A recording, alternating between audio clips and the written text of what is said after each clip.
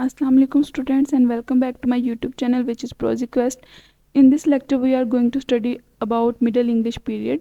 इससे पहले हम लोगों ने हिस्ट्री ऑफ इंग्लिश लिटरेचर के बारे में इंट्रोडक्शन उसका जाना था। उसके बाद हम लोगों ने एंग्लो सैक्सन पीरियड की बात की थी और आज के हम इस लेक्चर में मिडल इंग्लिश पीरियड की बात करने जा रहे हैं, जो कि 1066 से स्टार्ट होता है और 1500 तक जो है इसका टाइम पीरियड है।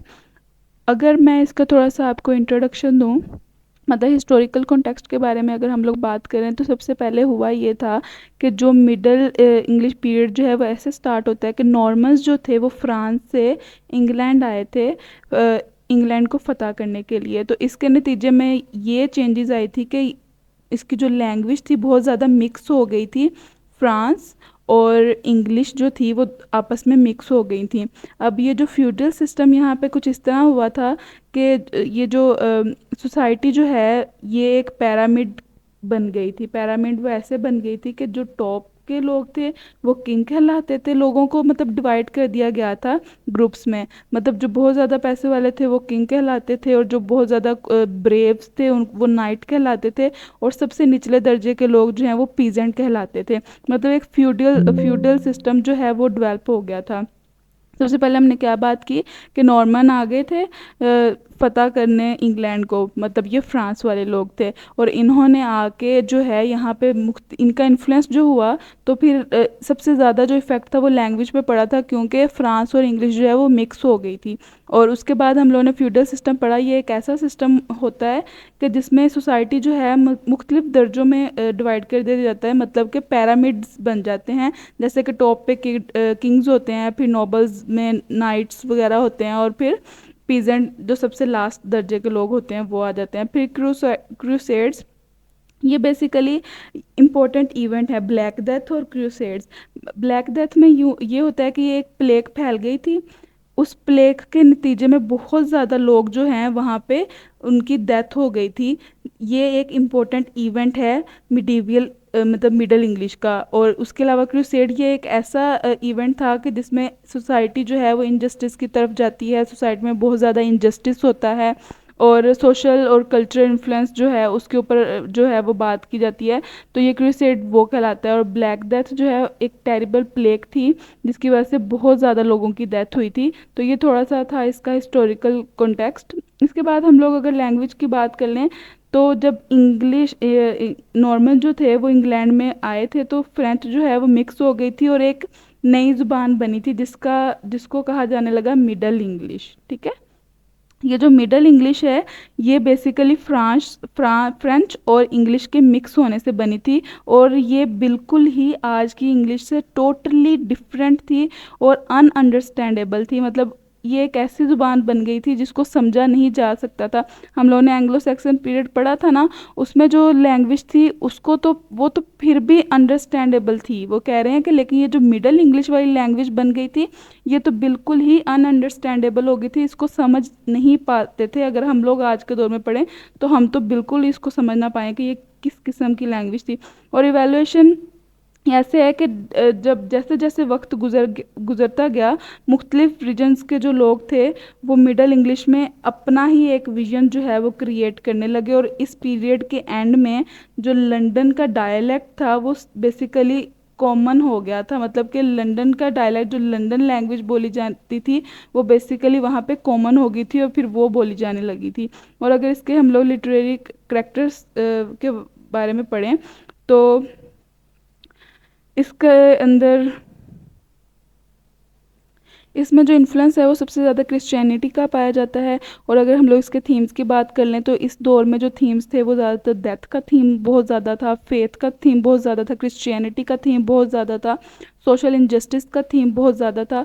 और अगर हम लोग इसके जॉनरास की बात करें तो इसमें जो जॉनरास थे वो प्रोज, पोइट्री वगैरह के पाए जाते हैं। उसके बाद हम लोग कीवर्ड की बात कर लेते हैं और ऑथर्स की बात कर लेते हैं जो कि इम्पोर्टेंट हैं मिडल इंग्लिश के। तो सबसे पहले द कंटेम्प्रेरी ट्रेल्स जो हैं ये सबसे इम्पोर्टेंट वर्क है जेफरी चौसर का। ये सबसे इम्पोर्टेंट वर्क माना जाता है। बेसिकली ये एक ऐसा वर्क है जिसमें कलेक्शन ऑफ शॉर्ट स्टोरीज़ की बात की जाती है। मतलब एक ग्रुप ऑफ पीपल हैं जो कि रिलीजियस पीपल्स हैं, मतलब रिलीजियस वे में उनका ताल्लुक है, लाइक क्रिश्चियनिटी में।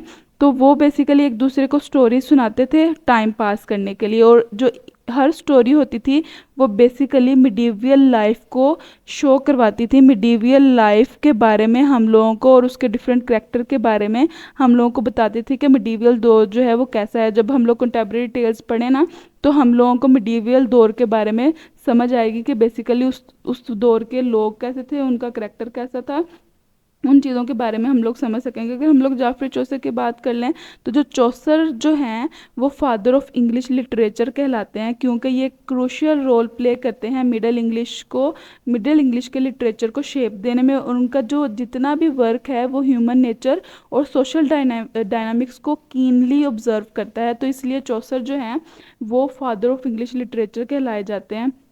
उसके बाद अगर हम लोग दूसरे मोस्ट इम्पोर्टेंट वर्क की बात कर लें, वो है पायर्स प्लोमैन, जो कि विलियम लैंगलैंड ने लिखा है। और ये जो वर्क है ये बेसिकली एक ड्रीम विजन पोएम है, जिसमें सोशल और रिलीजियस इश्यूज को बयान किया गया है। और इसका जो मेन कैरेक्टर होता था ना, वो पायर्स कहलाता था। पायर्स वो होते हैं जो कि रिलीजियस पर्सन हो, और वो बेसिकली ट्रू क्रिश्चियन लाइफ को सर्च करने के ऊपर ये पोएम लिखी गई है। और उसके बाद हमारे पास मोस्ट इम्पोर्टेंट नेक्स्ट वर्क है Le Morte d'Arthur by Sir Thomas Malory. ये बेसिकली ये जो वर्क है ये कलेक्शन ऑफ टेल्स है, जिसमें किंग ऑर्थर और नाइट्स को दिखाया गया है। ये जो वर्क है ये फुल ऑफ एडवेंचर, मैजिक और बैटल्स से भरा हुआ है। बैटल्स मतलब लड़ाई जंग वगैरह से। और इसके बाद हम लोग बात कर लेते हैं कल्चरल एंड रिलीजियस इन्फ्लुएंस की। तो जो क्रिश्चियनिटी है, जो चर्च का रोल है, वो बहुत ज़्यादा पावरफुल माना जाता है उस वक्त के डेली लाइफ में, उस वक्त की एजुकेशन में, उस वक्त की लिटरेचर में। और वहाँ पे जो मोनेस्ट्रीज थी, इसको मैंने एंग्लो सैक्सन पीरियड में भी डिस्क्राइब किया है, वो वहाँ की सेंटर ऑफ लर्निंग के तौर पर मानी जाती थी, मतलब वो मेन सेंटर माना जाता था लर्निंग का। ठीक है, तो क्रिश्चियनिटी का इन्फ्लुएंस जो था उस दौर में बहुत ज़्यादा था। अगर हम लोग कर्टली लव और चिवलरी की बात कर लें, तो ये जो बेसिकली ये स्टोरीज थी जो कि फोकस करती थी नाइट्स पे, क्योंकि नाइट्स जो थे वो ब्रेव कहलाए जाते थे और ऑनरेबल कहलाए जाते थे। और ये जो नाइट्स थे, ये जितनी भी लव स्टोरीज राइट की जाती थी वो बेसिकली नोबल लेडीज़ के दरमियान और नाइट्स के दरमियान हुआ करती थी। और नाइट्स, हर स्टोरी में नाइट्स को जो है वो एक हीरो के तौर पर दिखाया जाता था। नाइट्स को जो है ब्रेव और ऑनरेबल के तौर पर हर स्टोरी में शो करवाया जाता था, क्योंकि ये इसमें सिंबलिज्म दिखाई जाती थी ना, कि नाइट्स के ज़रिए ब्रेवरी और ऑनर को शो करवाया जाता था। फिर मिस्ट्री प्लेस जो थे वो लिखे जाते थे। मिस्ट्री प्लेस ऐसे होते थे जो कि जिसमें बाइबल स्टोरीज़ को परफॉर्म किया जाता था टाउन्स और सिटी में। क्या मैं बता रही हूँ कि बाइबल स्टोरीज़ जो हैं उनको टाउन्स और सिटी में परफॉर्म किया जाता था। और ये क्यों किया जाता था? ये इसलिए किया जाता था ताकि वहाँ के जो लोग हैं वो फेथ के बारे में लर्न कर सके, मतलब कि क्रिश्चियनिटी और उस वक्त का जो मिडीवल ईरा में जो फेथ है, क्रिश्चियनिटी है, उस वक्त के दौर के जितने मसले मसाइल हैं उन प्लेस के ज़रिए जो हैं वो समझ सकें, उनके बारे में उनको हाव नो हो सके।